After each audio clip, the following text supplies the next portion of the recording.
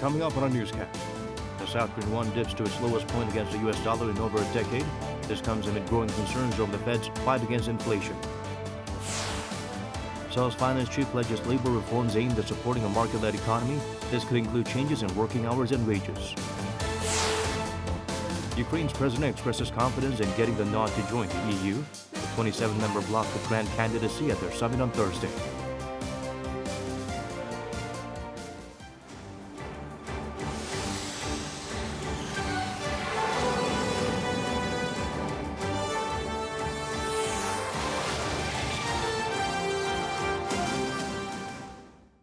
Hello and welcome to our newscast. I'm Daniel Che. Let's begin with our top story. The won closed at above 1,300 against the greenback, a sign of the dollar's increasing strength as the Fed raises interest rates amid the risk of a recession. In response, Seoul's finance chief vowed to take necessary measures if volatility continues. Shin Se-byuk starts us off. On Thursday, for the first time in 13 years, the rate for the South Korean won against the U.S. dollar surpassed 1,300. The won closed at 1301.81 per dollar, up 4.5 won from the day before. At one point during the day, it almost reached 1303. The last time it broke 1,300 was in mid-2009 during the global financial crisis. The Korean won's rapid depreciation comes amid monetary tightening in the U.S. to fight inflation, measures that could tip the global economy into recession. While some fear that the $1 exchange rate could keep rising even to 1,400 if there's another giant step in rates at the Fed next month, an expert said this is unlikely. Rather than actually trying to raise interest rates, the Fed is giving the market a kind of signal, a strong signal that they are willing to take the risk of putting pressure on consumption. In fact, it's the US that would have to cope with the fallout of another giant step. To address this volatility in the currency, South Korea's Finance Minister Chu Kyung-ho said Thursday that the BOK will take steps to stabilize the market if needed. While Chu didn't specify what measures the government would take, the expert said there are two ways it could go. The first is to increase government spending, and the second is to raise rates. We expect the government to increase spending by expanding public sector businesses or making use of its sovereign wealth funds. Also, it's going to follow the US by raising interest rates. Meanwhile, South Korea's benchmark stock index, the Kospi, fell Thursday to its lowest level since November 2, 2020, and the tech-heavy Kosdaq to its lowest since July the same year. Shin Se-byuk, Arirang News. The nation's producer prices have been rising since the beginning of the year. The index is now at an all-time high, all the more concerning as it will directly impact consumers. Jin Ha-young helps us look beyond the digits. People here in South Korea are feeling the high inflation, especially at the grocery store. As a family of 5, around $150 was enough to buy a week's worth of groceries. But prices have been rising so much these days that even $230 is not enough. Consumer prices have been rising so much, especially meat, because of rising producer prices. The Bank of Korea said Thursday that in May, producer prices jumped 9.7%. Month-on-month, the producer price index in May was up 0.5% from April to 119.24, an all-time high. The figure's been rising every month so far this year. The surge was driven by livestock products, up by almost 7%. The price of pork rose almost 22% and eggs were up 5%. As an extension of the oil price surge, petroleum products went up by almost 6%. A rise in producer prices will generally mean that higher prices are ahead for consumers. With producer prices increasing, consumer prices can also rise. Prices are increasing for necessities, including imported food products and livestock products. This will likely lead to unstable inflation, which has also been driven by the weakening Korean currency. The same day, the Bank of Korea emphasized the need to keep prices in check. Senior Deputy Governor Lee Seung-hun said the BOK should focus on monetary policy to prevent a rise in inflation expectations, which would make the problem worse. Experts say the continued rise in prices and the Bank of Korea's determination to stop it means the BOK will likely raise rates again next month by another so-called big step of 50 basis points. 신하영, Arirang News. The nation's finance chief announced reforms to the labor market and regulations that businesses are on the way. Chu Kyung-ho pointed out possible changes to working hours and measures to encourage older employees to stay on the job longer. Kim Hyun-sung shares with us his remarks. South Korea's finance minister says that labor market reforms cannot wait any longer. Speaking at the second emergency meeting for economy-related matters, Chu Kyung-ho said on Thursday that the current labor codes were set when South Korean industries were heavily manufacturing-based, so they no longer fit the current industry climate, which has become highly developed and diversified. The fourth industrial revolution and a rapidly aging society call for immediate changes. To resolve the inefficiency, polarization and inequality in the labor market and to preemptively react to industrial shifts and labor changes, labor reform is a task we cannot put off any longer. As part of Step 1, there will be changes to working hours and wages. We will keep the framework of a 52-hour work week, but change its operations and implementation so that it fits the current reality. The Minister of Employment and Labor also said that wages will change to adapt to Korea's super-aging society. The reform will help seniors stay in the workforce longer while expanding opportunities for the younger generations. Another step that the government intends to take is tweaking industrial regulations. The new government will focus much of its energy on reforming regulations so that the economy is led by the private sector, corporations and the markets. He also said that the government will move away from the fixed idea that regulation reforms and policy decisions are only up to the government, leaving the decision process to those who know best, outside talent and experts. They'll be in charge of the Regulation Reform Task Force and will decide what changes are most vital for companies to work at their best. Kim Hyun-sung, Arirang News. South Korea launched a negotiation team for the Indo-Pacific Economic Framework made up of public and private sector experts. The Ministry of Trade, Industry and Energy held a meeting on Thursday to boost the dialogue between the government and private organizations regarding related strategies. During the meeting, the ministry shared the trends being discussed at the IPEF with major economic groups and business experts. The team will form working groups and devise appropriate measures in 4 areas: trade, supply chains, renewable energy, and anti-corruption. Last month, Seoul announced its participation in the initiative launched by President Joe Biden. Former Deputy Prime Minister Cho Soon has died at the age of 94. Medical sources said he passed away on Thursday of natural causes at Asan Medical Center in Seoul.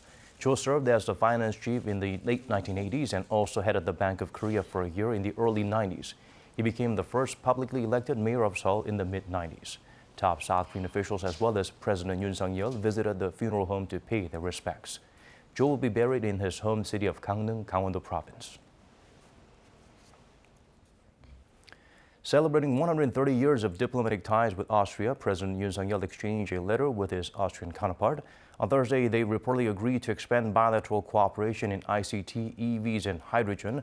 The South Korean leader praised efforts to bolster friendly ties based on common values such as freedom, democracy, and human rights.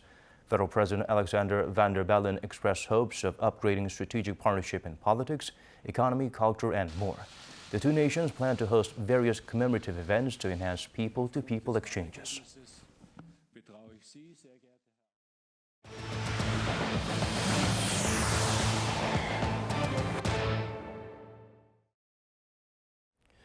Top military officials from Seoul and Washington held virtual talks to discuss North Korea's military provocations. The nation's JCS chair and his American counterpart Mark Milley pointed out that the regime's latest missile launches are threats to peace, not just to the peninsula, but also to the Indo-Pacific region.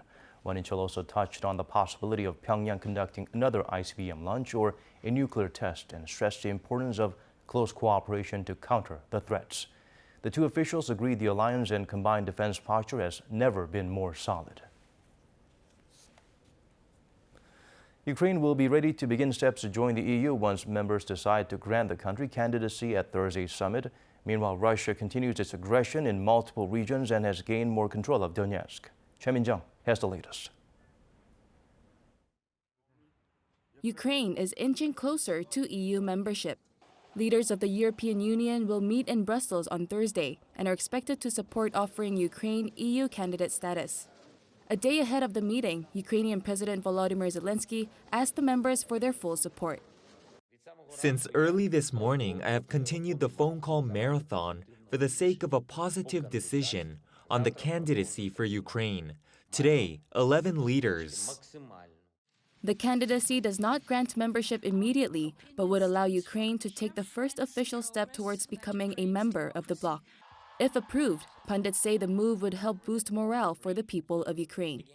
Over in the war zone, tensions continue to escalate. According to a regional military chief on Wednesday, Russia now controls a little over half of Ukraine's eastern Donetsk region. The chief said cities and villages under Russian control are completely destroyed, with some without gas or electricity. Massive shelling also continued in Lysychansk, the last city in Luhansk region under Ukrainian control. And Wednesday's rocket attacks on Ukraine's second-largest city, Kharkiv, have left at least 10 people dead. To reinforce Western support against Russia's aggression, Zelensky is expected to deliver a virtual speech at the G7 and NATO summits next week. Choi Min-dang, Arirang News. Over in Afghanistan, the death toll from the powerful earthquake is rising. The 5.9 magnitude tremor has taken more than 1,000 lives. The Taliban is asking for aid. South Korea has pledged $1 million in humanitarian assistance. Lee Ji-yoon brings the updates. A frantic search for survivors after a powerful earthquake rocked southeastern Afghanistan. At least 1,000 people have been killed and more than 1,500 injured. According to the U.S. Geological Survey, the quake hit at around 1:30 a.m. local time on Wednesday, around 44 kilometers from the city of Khost near Pakistan. It was about midnight when the quake struck. It destroyed the houses of our neighbors. When we arrived, there were many dead and wounded. They sent us to the hospital. I also saw many dead bodies. And with cell towers knocked out, communication with the disaster zones are said to be poor or non-existent. And so having a humanitarian operation put in place is going to be immediately challenged by the lack of easy access to the area, to the region. And I think that's going to be probably one of the big challenges. Meanwhile, the Taliban is pleading for help from the international community and aid agencies. Afghanistan has been facing a severe economic crisis ever since the Taliban took over when troops from the U.S. and other nations left the country last year. Along with other countries, the South Korean government is lending a helping hand. Seoul's foreign ministry announced on Thursday that South Korea will provide $1 million in humanitarian assistance to quake victims in Afghanistan. Lee Ji-yoon, Arirang News. With the end of most social distancing rules, the number of foreign nationals in South Korea bounced back in May. According to the Ministry of Justice, this is the first time in 15 months the figure surpassed 2 million. Those on short-term stays, meaning people that are here for less than 90 days, stood at around 420,000, up 1.8% on month. The group that's on long-term visas increased 1.2% to over 1.5 million. The number of foreigners living in the country has been rising since 2016, but began to dip with the spread of COVID-19 in January 2020. Seoul is the 12th most livable city in Asia. That's according to the Economist sister company, the Economist Intelligence Unit. Globally, the South Korean capital ranked between 60 and 69 out of 173 cities surveyed, climbing up the rankings from last year, that is. Topping the list was the Austrian city of Vienna. Runner-up was Copenhagen, followed by Zurich. The survey compared cities around the world in terms of factors including stability, health, culture, environment, as well as education and infrastructure. At a newly built South Korean military prison, high tech is integrated in ways that will ensure security while protecting human rights.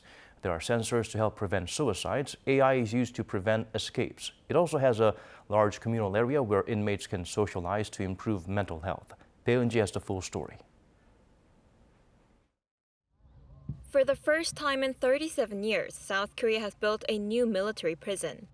It opened on Thursday in Icheon, Gyeonggi-do province after 2 years of construction that cost more than $15 million.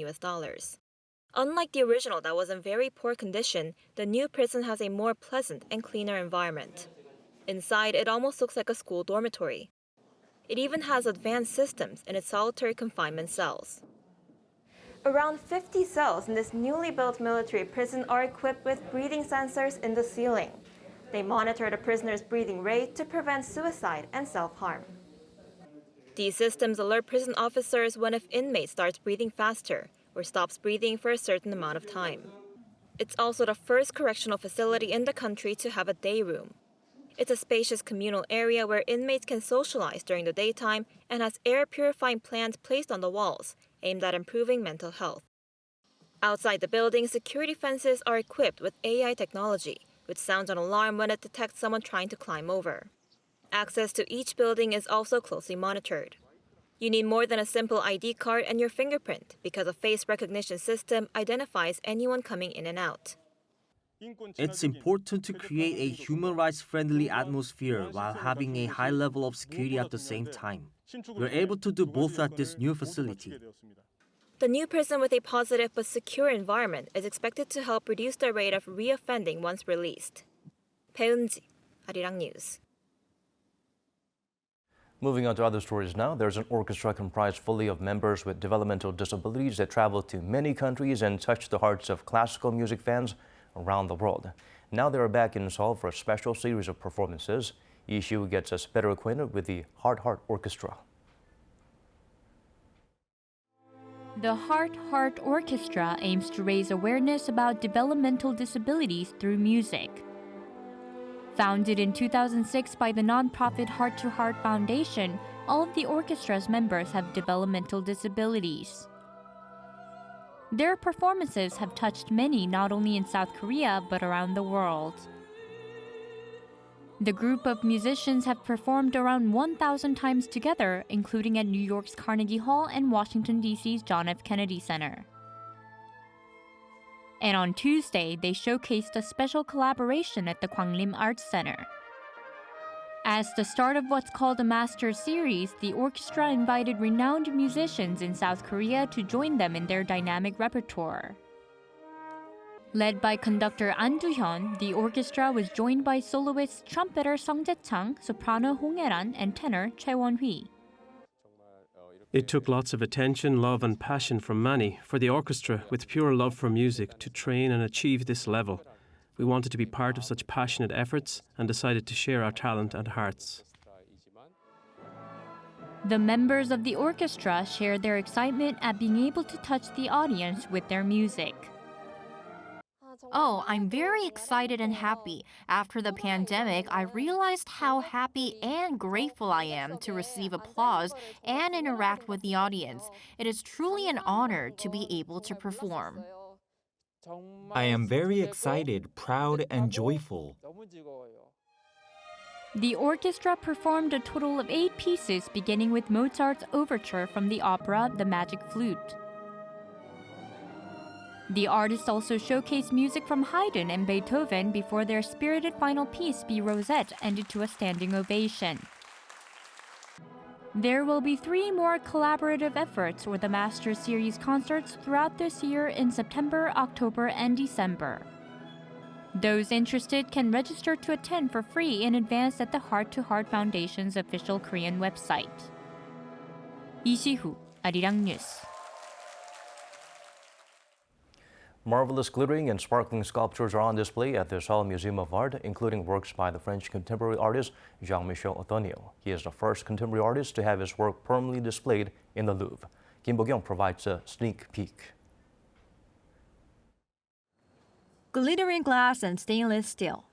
French contemporary artist JeanMichel Antonio's pearl sculptures have arrived, casting a spell on art lovers with their fascinating sparkles.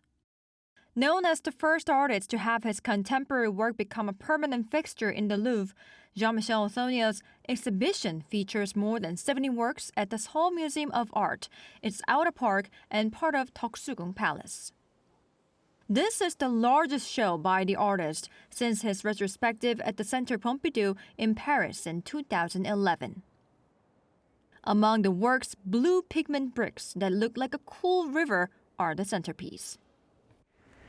26 meters long and 7 meters wide, this monumental installation work of a shimmering blue river running along the floor provides a unique backdrop for several knots made of mirror glass, creating artist's own poetic universe. The Blue River consists of around 7,000 bricks made in collaboration with the artisans of Firozabad, the center of India's glass-making industry. The glass pieces that Tronial uses are all handmade, blown by mouth.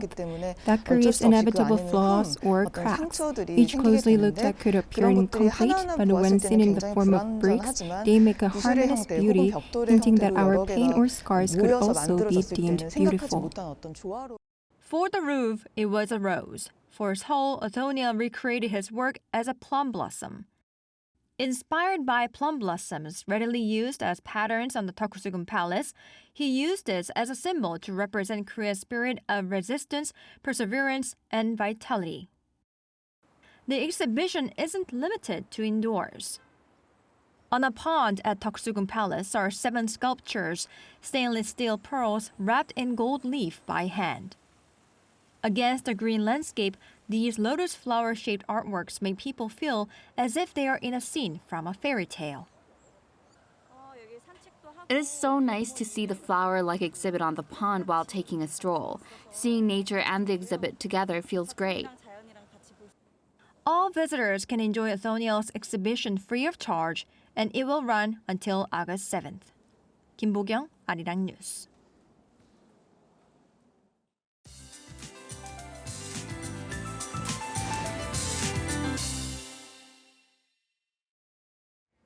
The monsoonal rain front moved into inland regions earlier today. Some intense rainfall is pounding the nation with thunder and lightning. Periods of heavy rainfall will vary depending on the movement of the rain clouds. We are expecting torrential rainfall until tonight for northern central regions. And this group of rain bands will move down towards the south of the country by tomorrow morning. Expect locally heavy downpours of 30 to 50 millimeters per hour. This round of monsoon rain will last until tomorrow. Jeollanam province and Jeju Island will see heavy downpours of up to 150 millimeters. Central regions and the surrounding areas will see 120 millimeters. Torrential rainfall can lead to flooding on streets and highways in low-lying areas, so please take extra precautions. Morning lows in Seoul and Chuncheon will be kicking off at 21 degrees Celsius. Daily highs in Seoul and Gwangju will reach 28 degrees, Busan 25, Daejeon will reach 29 degrees. Central regions will see another round of monsoon rain beginning of next week. That's all for now, and here are the weather conditions around the world.